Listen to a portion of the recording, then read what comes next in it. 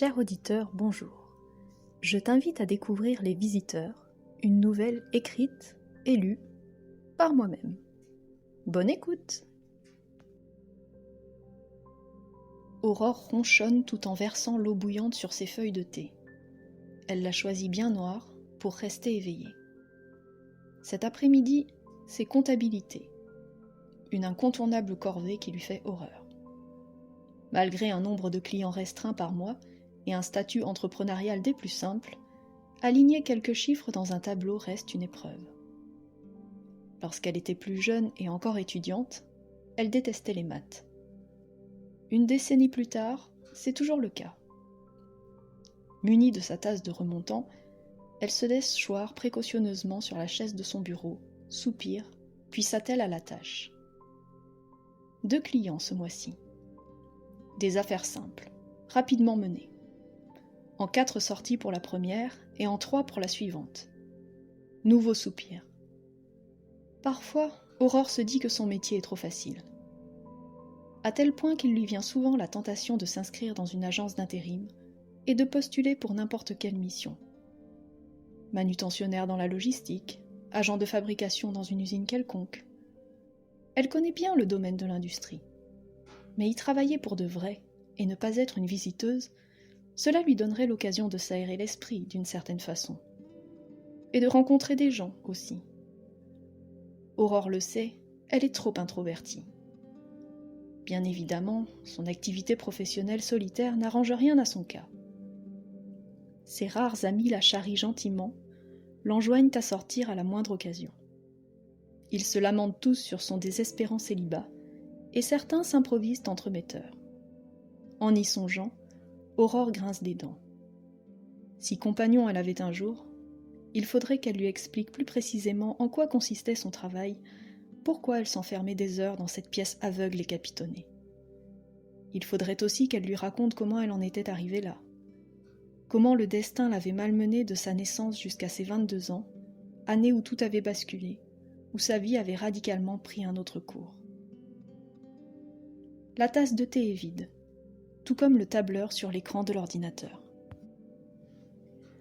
Aurore lève les yeux au ciel, désespérée par son propre comportement.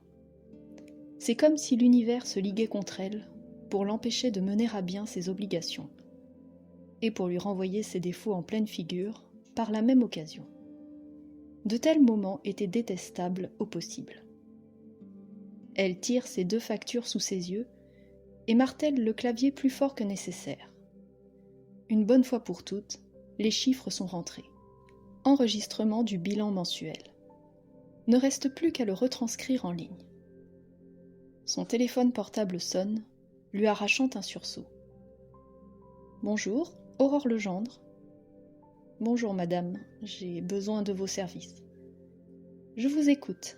Expliquez-moi en quoi je peux vous aider. Voilà, je suis dirigeant d'une belle société et j'ai un directeur adjoint qui est beaucoup plus jeune que moi. Il est dans la boîte depuis 3 ans, on s'entend très bien, mais cela fait plusieurs mois que j'ai des doutes à son sujet. Il a changé de comportement, il se fait distant, bougon. Mon intuition me dit qu'il complote contre moi. On est sur un gros projet, encore confidentiel, et qui pourrait faire décoller nos chiffres comme jamais. Enfin non, ce n'est pas probable, c'est une certitude. On va toucher le pactole. Bref, mon adjoint est jeune, brillant, pétri d'ambition. J'ai peur qu'il ne veuille s'approprier l'idée et monter son propre business. Voilà. Après cet exposé accéléré, l'homme est à bout de souffle. Je souhaite vous demander de le surveiller quelque temps afin de confirmer ou d'infirmer mes soupçons. Un nouveau dossier d'espionnage industriel, en somme. Par acquis de conscience, Aurore demande des précisions. Le client rechigne à donner des détails. Restez dans ses pas quelques jours, faites un bilan sur ses habitudes et son comportement. Puis dites-moi ce que vous en pensez. Je ne tiens pas à vous dévoiler les arcanes de nos affaires. Et rien de plus normal, je comprends, déclare Aurore. Peu importait, elle se débrouillerait largement par ses propres moyens. Seuls les noms et prénoms de la personne comptaient, ainsi que son adresse personnelle ou celle de son entreprise. Je vais vous faire parvenir un contrat par email. ainsi que la liste des renseignements qu'il va tout de même me falloir. Très bien, très bien. Avez-vous une photo de votre adjoint ? Oui, je devrais pouvoir vous trouver ça. Parfait. Je démarre mon enquête dès que j'ai votre réponse. Ah, ainsi que la compte. Pour les frais ? Pour les frais, oui. Aurore sourit. S'il savait. Elle repose son téléphone, satisfaite, avant de se rembrunir. Sa comptabilité n'est pas terminée. Une fois la tâche enfin menée à son terme, elle se lève et retourne dans le salon. Elle aime son nouvel appartement. Le sien, enfin. Sa petite entreprise prospérant, elle avait décidé de devenir propriétaire. Non sans avoir fait baisser le prix du logement, en prétextant que cette pièce aveugle de presque 10 mètres carrés était une intolérable verrue. Alors qu'au contraire, c'était la principale raison pour laquelle elle avait arrêté son choix sur ce beau 3 pièces. Sa situation dans un quartier calme et bien végétalisé y était pour beaucoup aussi, bien sûr. Aurore s'abîme dans le canapé, installe ses pieds sur la table basse et laisse son chat venir prendre place sur son ventre. La soirée s'annonce paisible, ils vont tous deux regarder une nouvelle série. Bien vite, la série en question s'avère soporifique. Le chat a plongé dans le sommeil dès le début du générique, et Aurore l'a imité avant la fin du premier épisode. C'est un bip signalant l'arrivée d'un email qui les réveille tous les deux. Aurore éteint la télévision et consulte son téléphone. Un message du potentiel client de tout à l'heure. Il lui a renvoyé le contrat signé et confirme qu'il vient de procéder à un premier virement. Aurore sourit. Pour le virement, elle vérifiera demain. Ses paupières tombent d'elles-mêmes. Doit-elle consulter les détails de l'affaire ? Elle décide que non et procrastine une nouvelle fois. Mais là, vu l'heure tardive, l'excuse est valable. Ce n'est pas parce qu'on est son propre patron qu'on ne doit pas s'imposer des horaires. Le lendemain, sitôt son petit déjeuner englouti, Aurore s'installe derrière son ordinateur et lit avec attention le message de son nouveau client. Elle fait défiler les premières informations. Nom et coordonnées de l'entreprise. Il manque les horaires d'ouverture, il faut qu'elle les demande, ça pourrait être utile. Le directeur adjoint, la personne qu'elle doit suivre, se prénomme Jérémy Dubois. Aurore lit également son adresse personnelle, c'est l'élément le plus important. Est jointe une photographie d'assez faible résolution, où pose un groupe de salariés. Une tête masculine a été entourée d'un cercle rouge, tracé grossièrement à l'aide d'un logiciel de retouche photo aux fonctions probablement très basiques. Aurore grossit l'image. L'objet de son enquête, malgré la pixelisation, semble avoir plutôt belle figure. Elle n'a pas demandé de renseignements sur la situation familiale de cet homme, mais le fait aussitôt, histoire de rassurer son client, même si elle s'en contrefiche. Elle cale son dos confortablement contre le dossier de son fauteuil. Le mail de confirmation de prise en charge est envoyé, estampillé de sa signature sobre. Aurore Legendre, enquêtrice privée. Elle préférerait le terme plus pittoresque de détective privé, mais il était devenu désuet. Une fois imprégnée de l'adresse de Jérémy Dubois, elle éteint son ordinateur et se lève lentement. Le processus a commencé. Tout en elle n'est que réflexe professionnel. À pas mesurés, elle se dirige vers la pièce aveugle. Son sas, comme elle aime à l'appeler. Personne ne connaît la particularité de ses activités. Ses amis savent qu'elle est enquêtrice privée, mais elle ne leur a jamais parlé de ses enquêtes, encore moins de ses clients, secret professionnel oblige. Nul besoin d'allumer la lumière. Elle connaît par cœur le chemin. En quelques enjambées, la voilà au pied du lit. Elle s'y allonge, se laisse accueillir par le moelleux du matelas haut de gamme. Sa respiration se ralentit, son cœur aussi, et le monde extérieur commence à s'évaporer. Ses pensées se focalisent sur l'adresse. Une poignée de secondes s'écoulent avant qu'elle ne sente le détachement qui s'opère. Un frisson la parcourt, plus métaphysique qu'empirique. La voilà partie. Elle s'élève. Sa vision vient de changer, et elle contemple son corps, resté confortablement allongé. Aurore vient de sortir de son enveloppe charnelle. Un processus habituel qu'elle utilise systématiquement pour travailler. Il est tellement plus pratique d'opérer des filatures en étant réellement invisible. Durant sa formation d'enquêtrice, ses résultats avaient toujours bluffé les enseignants. Certains étaient tellement sceptiques qu'elle s'était résolue à mener quelques exercices de filature de manière plus conventionnelle, avec un corps physique à la vue de tous. Aujourd'hui, direction le numéro 3, rue Albert Einstein. Aurore file jusqu'à la maison concernée, un petit pavillon qui trône dans sa parcelle, au cœur d'un lotissement de la banlieue d'Ortoire. Pas de voiture garée à l'extérieur. Elle traverse la porte, de belle facture, et pénètre dans un salon sobrement meublé. Un chien, couché en boule devant la baie vitrée, se réveille et lève la truffe dans sa direction. Aurore tressaille. Les animaux ont la faculté de sentir les esprits vagabonds. Peut-être même peuvent-ils les voir. Elle a toujours eu des doutes. La décoration de la pièce lui paraît un peu terne, et aussitôt elle se fait la réflexion que l'occupant est probablement célibataire. Quelques photos de groupe sont épinglées au mur. Aurore reconnaît Jérémie sur certaines. Un bocal en verre rempli de cerneaux de noix trône sur la table basse, à côté d'un ordinateur portable fermé.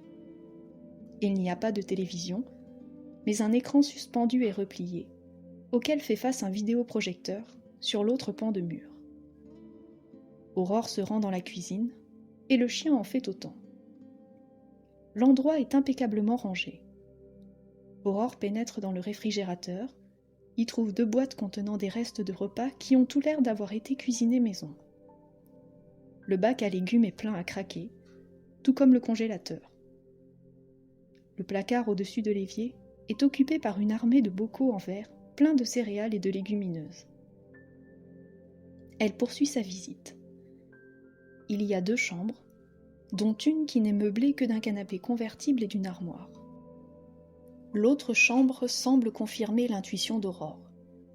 Le lit est complètement défait, les 2 oreillers sont empilés et creusés par l'empreinte d'un crâne. Sur la couette en bataille, gît un livre de poche à la couverture cornée. Vers la sobriété heureuse, de Pierre Rabhi. Aurore se tourne face à la bibliothèque et constate qu'elle est emplie d'ouvrages techniques consacrés à diverses méthodes agricoles, parmi lesquelles prime la permaculture. Aurore vole jusqu'à la fenêtre et constate avec stupéfaction que leur lecteur semble avoir bien mis en pratique les enseignements tirés de ces ouvrages. Pas une once du jardin qui ne soit occupée par une planche de légumes, une butte de terre ou une plantation. Tout au fond se dresse une grande serre. Aurore n'en revient pas. Où Jérémie trouve-t-il le temps de s'occuper de tout ce végétal ? Dans la salle de bain, aussi bien tenue que la cuisine, Aurore ne remarque qu'une seule brosse à dents. Elle fait un dernier tour d'horizon de la maison. Pas de bureau surchargé de paperasse, ni d'ordinateur surpuissant. Premier bilan. Cet homme vit seul et semble avoir une hygiène de vie raisonnable. S'il a le temps d'entretenir un gigantesque potager et de concocter les bons petits plats qui en découlent, il n'en a sans doute pas à consacrer à l'élaboration d'un projet professionnel d'envergure. Aucun indice ne le laisse présager ici en tout cas. Reste à suivre l'homme quelques heures pour le vérifier. Peut-être sur une journée complète. Cela devrait amplement suffire. La tâche la plus délicate sera de fournir des preuves tangibles à son client. Enfin, des preuves recevables plutôt. Car déclarer avoir visité le réfrigérateur et les placards risquait de ne pas le convaincre. Aurore consulte l'horloge accrochée au mur du salon. Il est bientôt midi. L'entreprise est à 5 minutes en voiture. Peut-être Jérémie va-t-il rentrer chez lui pour la pause repas. Il est presque 12h30 lorsqu'un cliquetement de clé retentit.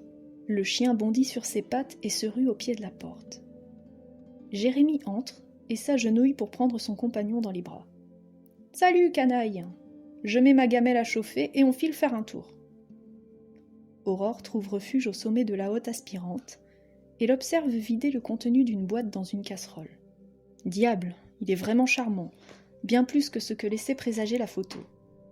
Un léger trouble agite Aurore.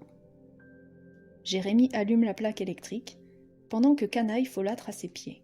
« Oui, on y va, laisse-moi 30 secondes. » Sitôt le repas sur le feu, il file mettre la laisse à son chien, et tous deux ressortent, Aurore dans leur sillage. Jérémie progresse au pas de course. Aurore lui trouve l'allure sportive. Pratique-t-il un sport en club ou doit-il son excellente forme physique à ses travaux de maraîchage ? La sortie du chien ne dure que quelques minutes. De retour, Jérémie met consciencieusement le couvert sur la table de la salle à manger, puis s'y installe. Aurore s'apprête à se positionner à côté de lui, lorsqu'elle le voit tourner la tête pour balayer la pièce d'un regard circulaire, et particulièrement scrutateur. Canaille lâche un unique aboiement. « Oui, t'as raison, faut pas que je traîne. Le boss a encore programmé une réunion. » Après avoir englouti une pomme et fait la vaisselle, Jérémie salue son chien, puis repart. Sa démarche devient alors hésitante, presque hagarde. Il entre lentement dans sa voiture. Sa mine n'est plus la même. Bougonne, triste, renfrogné, tout cela à la fois. Aurore prend place sur le siège passager, alors qu'il s'apprête à démarrer le véhicule. Il suspend son geste et tourne la tête dans sa direction. Malgré son visage défait, Aurore est de nouveau chamboulée, envoûtée par les traits de cet homme aux yeux clairs. Mais elle n'a guère le temps de savourer cette proximité. Tout s'obscurcit et en quelques secondes, la revoilà brutalement rapatriée dans son corps, à plusieurs kilomètres de là. Elle se dresse sur son séant, fâchée. Comment se fait-il qu'elle soit rentrée si vite sans en avoir décidé ? La pièce est vide, coupée du monde extérieur, totalement isolée. Le rappel ne provient donc pas d'ici. Aurore soupire. C'est probablement la faute à son trouble. Quel embarras, si filaire un bel homme ne lui est pas possible. Elle s'installe à son bureau pour rédiger son rapport du jour. Les informations sont satisfaisantes, mais il faut qu'elle en glane d'autres. Un bref instant, l'idée de retourner là-bas munie de son enveloppe corporelle lui effleure l'esprit. Percevrait-elle Jérémie différemment ? L'expérience est tentante, mais elle balaye cette envie insensée. Le contrat avant tout. Après, peut-être que... Et de quelle manière ? Timide comme elle est, elle n'osera jamais l'aborder. C'est idiot. Et si ça se trouve, ce n'est pas un homme recommandable. Son supérieur n'a-t-il pas des doutes à son sujet ? Aurore s'éjecte de sa chaise. Ses pensées l'agacent, à partir ainsi tous azimuts. Bon, elle l'admet, elle en pince pour Jérémie. Mais une fois le contrat rempli, elle l'oubliera. Or, il faut le remplir, ce contrat.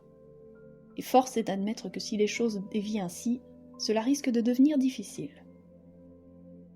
Aurore retourne dans son sas, s'allonge sur le lit. Il est presque 18h, Jérémie devrait être chez lui.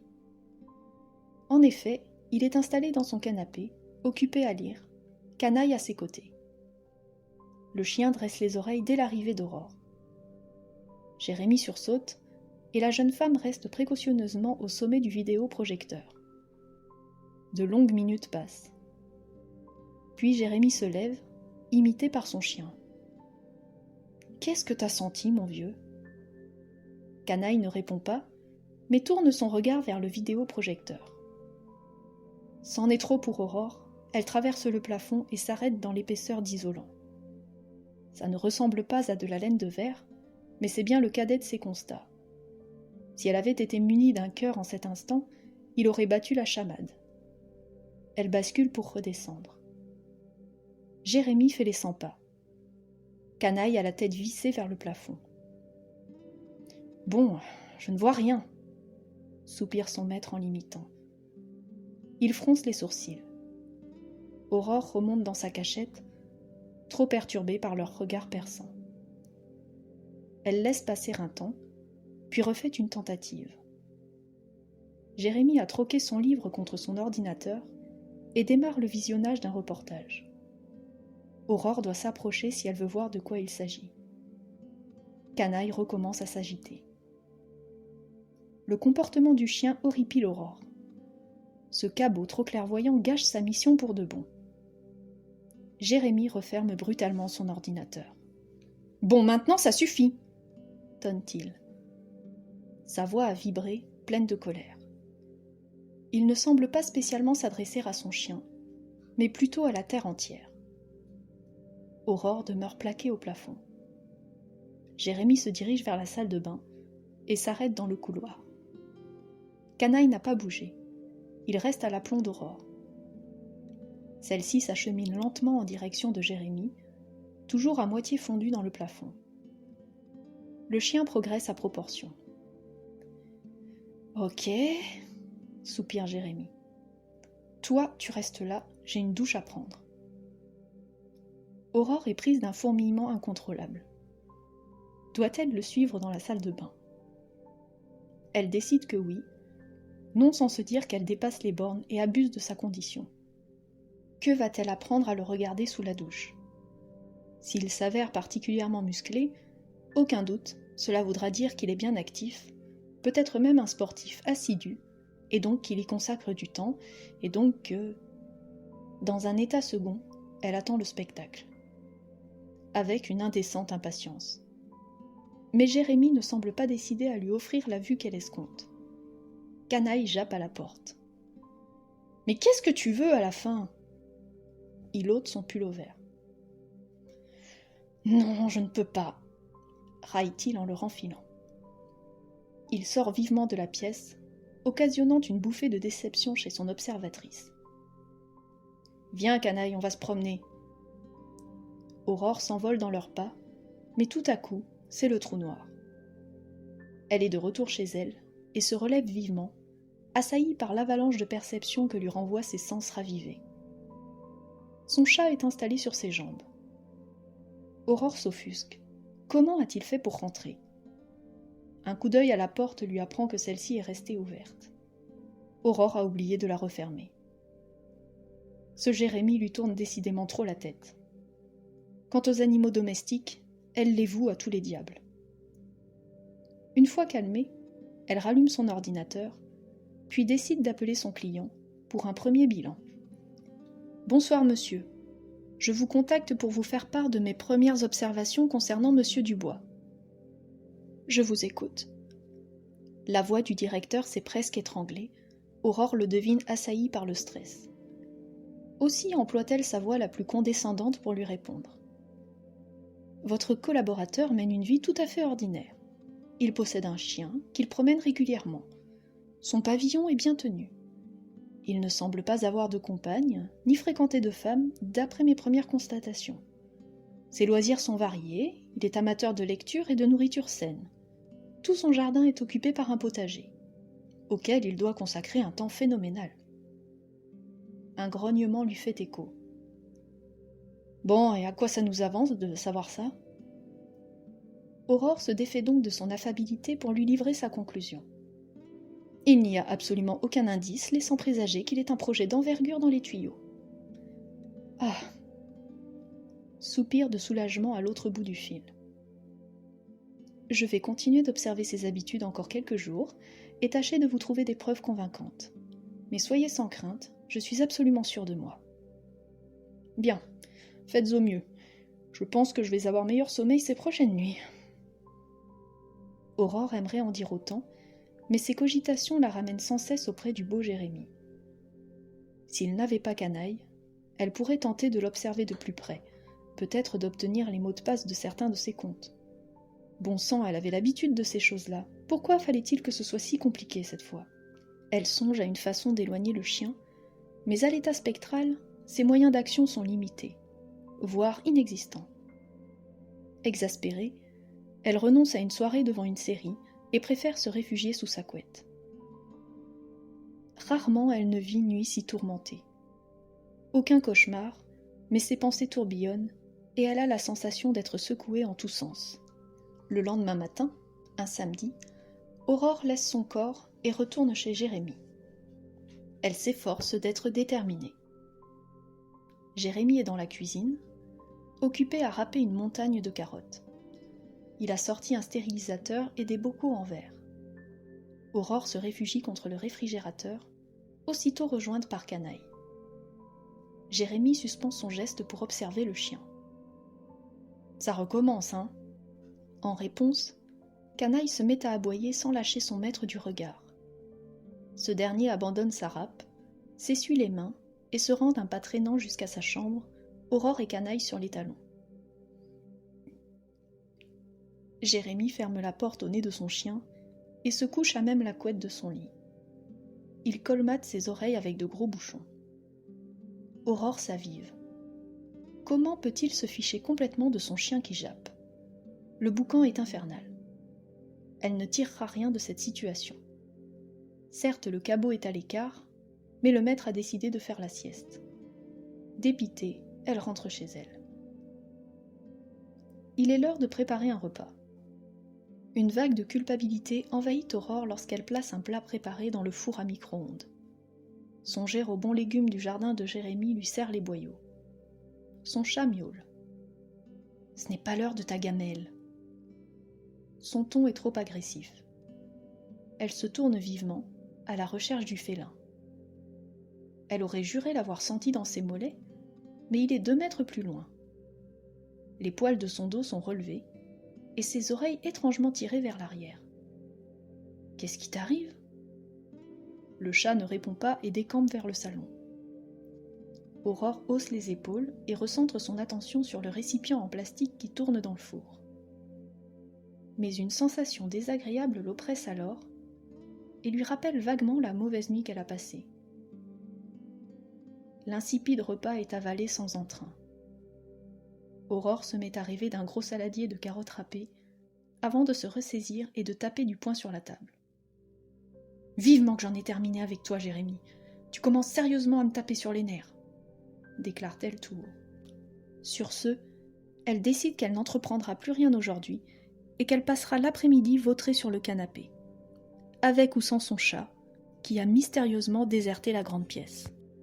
Quelques heures plus tard, alors qu'elle regarde une série sans réellement la voir, des coups retentissent à sa porte. Son cœur s'emballe. Qui est-ce ? Ce ne peut être qu'un voisin. Un autre visiteur aurait usé de l'interphone. Sa réaction est exagérée, mais elle ne peut s'empêcher de redouter une remontrance. A-t-elle bien rangé les poubelles ? Aurait-elle oublié de refermer la porte du rez-de-chaussée ou de nettoyer l'escalier commun ? Elle remet vaguement de l'ordre dans sa chevelure, aplatie par le canapé, et va ouvrir. C'est Jérémie, tout sourire. Le cœur d'Aurore a un raté. « Bonjour Aurore, j'aimerais beaucoup que vous m'expliquiez ce que vous fichiez chez moi. » Estomaquée, la jeune femme sent sa mâchoire inférieure se décrocher de manière brutale et incontrôlable. Il lui faut quelques secondes avant de retrouver l'usage de la parole. Mais enfin, comment... Toujours souriant, Jérémie lui vient vaguement en aide. Allons, ne faites pas l'étonner. Aurore referme maladroitement la bouche. Jérémie lève la tête, jette un coup d'œil rapide à ce qu'il voit de l'appartement, puis déclare. « C'est joli chez vous. Plus que chez moi, non ? Qu'en pensez-vous » Flageolante et confuse, elle s'efface pour le laisser rentrer. Inutile de rester à converser sur le palier. L'assurance de Jérémie semble s'émousser maintenant qu'il est dans le salon. Il faut que vous sachiez que le mur qui donne sur la rue mériterait une couche d'isolant supplémentaire, déclare-t-il un peu gauchement. Mais au fait, avec quels matériaux sont isolés vos combles perdus ? Demande-t-elle vivement, presque comme un réflexe. Jérémie se déride de nouveau. De la laine de bois. Ah, je n'en avais encore jamais traversé. Et ils s'esclavent tous deux, avant de s'observer silencieusement. Leurs pommettes s'échauffent de conserve. Vous voulez boire quelque chose ? Volontiers. Un verre de sirop à la main, les voilà installés sur le canapé, chacun à un bout, à distance raisonnable, pour mieux s'observer. Le chat fait son apparition, méfiant. Aurore se détend. Elle sait que Jérémie sait. Ne reste plus qu'à crever l'abcès. Mais elle n'y parvient pas et lui demande plutôt. « Vous n'avez pas sonné à l'interphone. Comment êtes-vous entré dans l'immeuble ?» La chance m'a souri. J'avais pensé à me présenter comme un livreur, mais l'idée n'était pas fameuse. Et quand je suis arrivée, un de tes voisins entrait. Je lui ai dit être un ami et vouloir te faire une surprise. Il m'a laissé passer avec lui. Aurore grimace. Le tutoiement la déstabilise. Elle aimerait bien savoir lequel de ses voisins s'est ainsi laissé berner. Jérémie poursuit. Comment en es-tu venu à sortir de ton corps ? La question la perturbe. Aurore se crispe. Elle aurait aimé ne jamais avoir à le raconter à qui que ce soit. Il y a 10 ans, j'ai fait une tentative de suicide, qui a raté.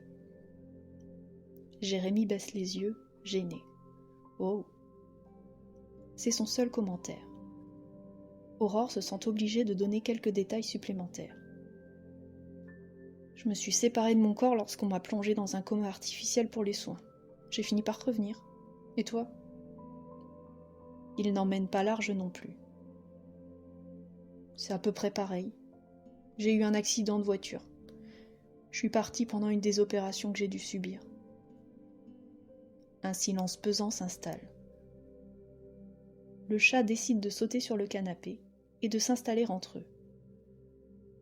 Il me préfère à l'état palpable, plaisante Jérémie en caressant l'animal. Excuse-moi de t'avoir effrayé hier, l'ami. Il darde son regard sur Aurore, qui a l'impression de se liquéfier sur place. Elle veut parler, mais les sons mettent du temps à sortir de sa bouche. Alors comme ça, tu es venu hier ? Les lèvres de Jérémie s'étirent en un sourire espiègle. Oui, c'était très amusant de t'empêcher un peu de dormir. C'était toi ? S'emporte-t-elle. Il rit à gorge déployée. Je n'ai pas poussé le vice jusqu'à t'espionner dans ta salle de bain, moi. Aurore se rencogne contre le canapé, rouge de honte. Canaille garde un mauvais souvenir de tes passages. Aurore rougit de plus belle et baisse le nez, penaude. Le courant passera mieux entre vous lorsqu'il te rencontrera à l'état physique. Aurore tressaille comme si elle venait de s'électrocuter. Puis balbutie. Mais je n'ai pas l'intention de... Il la coupe d'un geste de la main. Pas d'objection. Tu as intérêt à venir, en chair et en os, présenter des excuses à mon chien. Il a été très perturbé par tes visites. Bon, d'accord. Aurore a peur de se méprendre. Est-ce une invitation ? Le canapé lui paraît soudain trop petit, et elle voudrait s'éloigner de Jérémie. Et si tu m'avouais enfin pourquoi tu es venu chez moi ? Le visage en feu, Aurore lui déballe tout. Comment elle en est venue à user de sa capacité à voyager hors de son corps pour exercer en tant qu'enquêtrice privée. Les missions, parfois à la limite de l'immoralité, dont elle s'était chargée. Les revenus confortables qu'elle en tirait. Le contrat passé avec son directeur. Jérémie éclate de rire. Il ne semble pas fâché. Ça alors, il a flairé le truc ? Effectivement, j'ai un autre projet en tête, mais il s'est trompé sur sa nature. Aurore tressaille. Elle hésite à lui demander de l'aide à boucler cette affaire définitivement. Oui, je veux quitter mon job.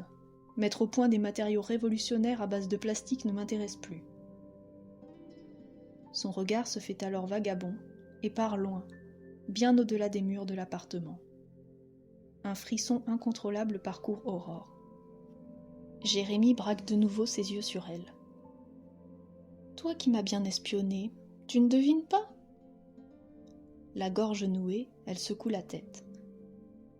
Contrairement à toi, je ne peux pas user de mes sorties extracorporelles pour mon boulot. À dire vrai, elles ne me servent pas à grand-chose dans ma vie terrestre, finalement. Bref, j'ai l'intention de quitter mon poste et de faire autre chose. De tout plaquer, en résumé, pour devenir maraîcher. Ah ! Elle l'imagine remplir un camion de déménagement, faire monter Canaille côté passager et quitter la région pour partir s'installer en pleine campagne, à plusieurs centaines de kilomètres d'ici. Cette vision lui serre le cœur. Jérémie se lève.